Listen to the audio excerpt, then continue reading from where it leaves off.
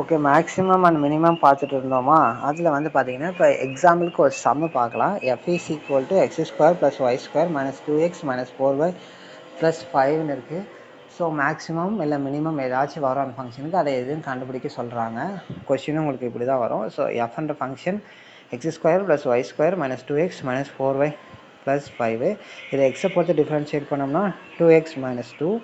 அதை வந்து equal to 0 பண்ணாங்கன்னா 2x minus 2 is equal to 0. அப்போ எக்ஸோட வேல்யூ 1ன்னு கிடைக்கும். அது டோ எஃப் பை டோ ஒய் கண்டுபிடிச்சோம்னா அது 2y மைனஸ் 4ன்னு கிடைக்கும். ஸோ அப்போ வந்து அதை 0 பண்ணாங்கன்னா ஒய்யோட வேல்யூ வந்து நமக்கு என்ன கிடைக்கும், 2ன்ற வேல்யூ கிடைக்கும். ஸோ அப்போ அந்த 1ம் 2னா என்னது, நம்முடைய கிரிட்டிக்கல் பாயிண்ட் அப்படின்னு சொல்லுவோம். இப்போ அது மேக்ஸிமமாக மினிமமானு கண்டுபிடிக்கிறதுக்காக RST இதனுடைய வேல்யூ கண்டுபிடிச்சி RT மைனஸ் S ஸ்கொயர் கண்டுபிடிக்கிறோம். அதனுடைய வேல்யூ 4 கிடைக்குது. ஸோ இது பாசிட்டிவாக இருக்கிறதுனால நமக்கு என்ன கிடைக்கும், மேக்ஸிமமும் மினிமமும் கிடைக்கும். So FS maximum R minimum. So இப்போ மேக்ஸிமம் மினிமம் கண்டுபிடிச்சி இப்போ மேக்ஸிமமாக மினிமமாக எது அப்படின்னு கண்டுபிடிக்கிறதுக்கு ஆரோட வேல்யூ செக் பண்ணால் ஆரோட வேல்யூ பாசிட்டிவ். ஸோ ஆரோட வேல்யூ பாசிட்டிவாக இருக்கிறதுனால இந்த ஃபங்க்ஷனுக்கு என்ன வேல்யூ தான் கிடைக்கும்னா மினிமம் வேல்யூ தான் கிடைக்கும். ஓகேங்களா, ஆப்போசிட்டாக கிடைக்கும். அதை ஞாபகம் வச்சுக்கோங்க. மேக்ஸிமம் மினிமம் கிடைக்கும். நெகட்டிவ்னா மினிமம் பாசிட்டிவ் மேக்ஸிமம் கிடைக்கும், பாசிட்டிவாக கிடைச்சிச்சுன்னா மினிமம் வேல்யூ தான் கிடைக்கும். ஸோ அப்போ அந்த மினிமம் வேல்யூ என்ன அப்படின்னு தெரியறதுக்காக நம்ம எஃப்லேயே கொண்டு போய் என்ன பண்ணுவோம், அதே வேல்யூ 1,2 என்ன பண்ணலாம், நாம் சப்ஸ்டியூட் பண்ணலாம்.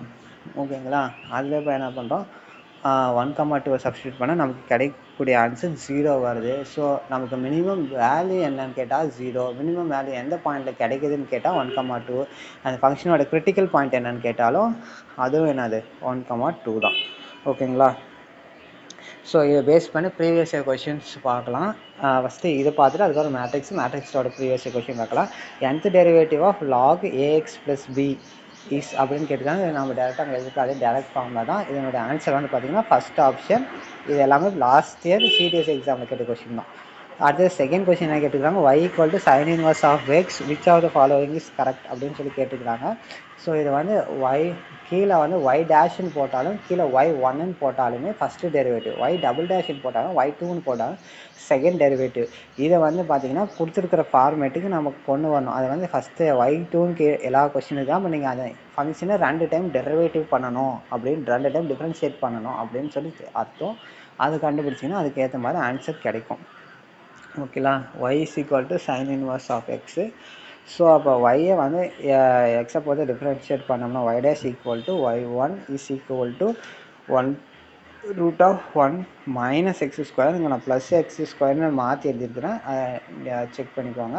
1 minus root of 1 minus x square. இந்த ஃபார்முலா இங்கேயே எழுதியிருக்கேன் பாருங்கள். ஓகேங்களா, இப்போ y டேஷுக்கு கீழே இருக்கிற 1 by root x ஸ்கொயரை மல்டிபிளை கொண்டு போகும்போது root of 1 minus x square into y1 is equal to 1. இது ஸ்கொயர் ரூட்டில் இருக்கிறதுனால போத் சைட் ஸ்கொயர் பண்ணிக்கிறப்போ 1 plus x square into y1 square equal to 1. இதை செகண்ட் டைம் டிஃப்ரென்ஷியேட் பண்ணும்போது எனக்கு கிடைக்கும் யூஏ மெத்தடில் ஃபாலோ பண்ணுவோம்.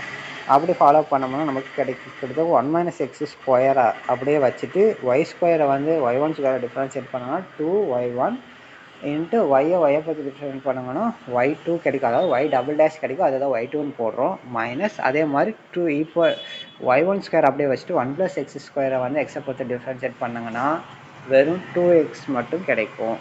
ஓகேங்களா, அதாவது மைனஸ் 2x கிடைக்கும். அந்த மைனஸ் தான் முன்னாடி எழுதியிருக்கிறேன். ஓகேங்களா, இப்போ இதுலேருந்து y2வும் y1ம் ரெண்டுத்துலேயுமே காமனாக இருக்குது. அதை வெளியே எடுத்தோம்னா இது 1 minus x square into y2 minus xy1 is equal to 0ன்னு வரும். அப்போ அந்த மல்டிபிளில் இருக்கிறது சைடு டிவைடில் போனால் அது 0 ஆகிடும். அப்போ 1 minus x square y2 minus xy1 equal to 0. இதுதான் வந்து அங்கே கொஸ்டினில் கேட்டிருக்கிறாங்க. இதை வந்து நீங்கள் இப்படி பார்த்தீங்கன்னா அதை வந்து நீங்கள் 2 டைம் டெரிவேட்டிவ் பண்ணிவிட்டு ஆன்சரில் இருக்கிறது ஃபார்மேட்டுக்கு கொண்டு வந்து பாருங்கள். ஒரு சில டைம் மேக்ஸிமம் 2 டெரிவேட்டிவ்ஸ் தான் கேட்டிருப்பாங்க, சிங்கிளோ இல்லை தேர்ட் டெரிவேட்டிவ் வரைக்கும் போக மாட்டாங்க. அடுத்தது தேர்ட் கொஸ்டின் வந்து பார்த்தீங்கன்னா இது வந்து டைரக்ட் கொஸ்டின் தான். If f of a, b is said to be an extremum of f of x, y, then a, b is dash of f of x, y அப்படின்னு கேட்டுருக்காங்க. இது வந்து என்னது, எக்ஸ்ட்ரீமம் இருக்குது, a, bன்றது நம்ம சொன்னது கிரிட்டிக்கல் பாயிண்ட்டு. அந்த point f of a comma b is எக்ஸ்ட்ரீமமாக இருக்குதுன்னா அப்போ அந்த a கமா b வந்து அந்த ஃபங்க்ஷனுக்கு என்னவா இருக்கும்னு சொல்லிட்டாங்க. நம்ம எக்ஸ்ட்ரீமமாக என்ன சொல்லியிருக்கோம், அதுக்கு அந்த ஃபங்க்ஷனுக்கு மேக்ஸிமமோ இல்லை மினிமம் ஏதாச்சும் ஒரு வேல்யூ இருக்குதுன்னு அர்த்தம். ஓகேங்களா, மேக்ஸிமம் ஒன்னையும் நம்ம சொல்ல முடியாது, மினிமம் ஒன்று சொல்லலாம் அந்த பாயிண்ட்டை சப்ஸ்டியூட் பண்ணும்போது. ஸோ நெய்தர் ஆர்னா எதுவுமே இல்லைன்னு அர்த்தம், எய்தர் ஆர்னா ஏதாச்சும் ஒன்றுன்னு அர்த்தம். ஸோ நமக்கு இதில் இருக்கிற அந்த ஃபோர்த் ஆப்ஷன் தான் கரெக்டு. அப்போ எய்தர் ஆர்னா லாஸ்ட்டாக இருக்க தேர்ட் கொஸ்டின், ஃபோர்த் ஆப்ஷன் தான் கரெக்ட் ஆன்சர். இது இல்லாமல் இன்னும் ஒரு 2 கொஸ்டின் கேட்டிருக்கிறாங்க. அதுவும் வந்து பார்த்தீங்கன்னா கொஞ்சம் வந்து டிஃப்ரென்சியேஷன் பண்ணுறதா கொஞ்சம் அட்வான்ஸ்டாக போயிருக்கிறதுனால நான் அந்த 2 சம் இங்கே சால்வ் பண்ணல. டிஃப்ரென்சியேஷன் நல்லா தெரியுன்றவங்களுக்கு, பேசிக்காக தெரிஞ்சவங்களுக்கு இது ஓகே, நல்லாவே தெரியுன்றவங்க அந்த 2 கொஸ்டின் தாராளமாக சால்வ் பண்ணலாம். ஓகேங்களா, இதுக்கு அடுத்து மேட்ரிக்ஸில் வந்து பார்த்தீங்கன்னா இன்னும் ஒரு டாபிக் இருந்துச்சு. அதை வந்து பார்த்தீங்கன்னா இப்போ ரேங்க் ஆஃப் ஏ கண்டுபிடிக்கிறதுல rank of A is the number of, அந்த ரேங்க் ஆஃப் ஏ எழுதுகிறோம்ல அதை வந்து நம்பர் ஆஃப் எதில் சொல்கிறாங்கன்னா ரோ எக்லன் ஃபார்ம் அப்படின்னு சொல்கிறாங்க. அதில் வந்து ரேங்க் ஆஃப் ஏ வந்து எப்படி இருக்குன்னா மினிமம் ஆஃப் m, n, அதாவது ரோ வந்து mn டினோட் பண்ணும், காலம் n டினோட் பண்ணும், அதில் இருக்கக்கூடிய மினிமம் வேல்யூவாக தான் இருக்கும் அப்படின்னு சொல்கிறாங்க. ஏதாச்சும் ஒரு மினிமம் அந்த வேல்யூஸ்க்கு ஈக்குவலாக இருக்கும் அப்படின்னு சொல்கிறாங்க. Rank of A less than or equal to minimum of m, n. அடுத்தது இஃப் பி ஆஃப் ஏ, அதாவது rank of A is equal to 0னா அந்த மேட்ரிக்ஸை வந்து 0 மேட்ரிக்ஸ். ஏன்னா 0 எல்லாமே 0 வந்தால் தான் அதுக்கு ரேங்க் வந்து 0 கிடைக்கும். அட்லீஸ்ட் ஒரு எலமெண்ட் அதில் வந்து 0 ஆகாமல் இருந்தால் கூட அதுக்கான ரேங்க் 1 வந்துடும்ல, அதுதான் கொடுத்துருக்காங்க. அதே மாதிரி rank of AB is equal to minimum of 2 rank, rank of A rank of B. ஓகேங்களா, அடுத்தது கன்சிஸ்டன்சி, அதாவது ஏ எக்ஸு பின்னு சொல்லிட்டு ஒரு மேட்ரிக்ஸ் கொடுத்து 3 சிஸ்டம் ஆஃப் ஈக்குவேஷனும் இல்லை 2 சிஸ்டம் ஆஃப் ஈக்குவேஷன்ஸ், அதாவது 2 சிஸ்டம் ஆஃப் ஈக்குவேஷன் வேறு ஒன்றும் இல்லை, x² + y = 0 அது மாதிரி ஸ்கொயரில் கொடுக்க மாட்டாங்க, நார்மலாக இருக்கக்கூடிய எக்ஸு ஒய் அது மாதிரி கேட்பாங்க. இல்லை x1 x2 அப்படின்னு சொல்லிட்டு 2 ஈக்குவேஷன் ஃபார்ம் பண்ணிவிட்டு அதுலேருந்து என்ன பண்ணலாம், அதனுடைய சால்வ் பண்ணி கேட்டாங்கன்னா அதை வந்து ax = bன்னு எடுத்துக்குவோம். இது டேரக்ட் ரிசல்ட் தான் கேட்குறாங்க, சம்மா கேட்கறது ரொம்ப சான்ஸ் கம்மி, அதனால் டேரக்ட் ரிசல்ட்டாகவே பார்த்துக்கோங்க.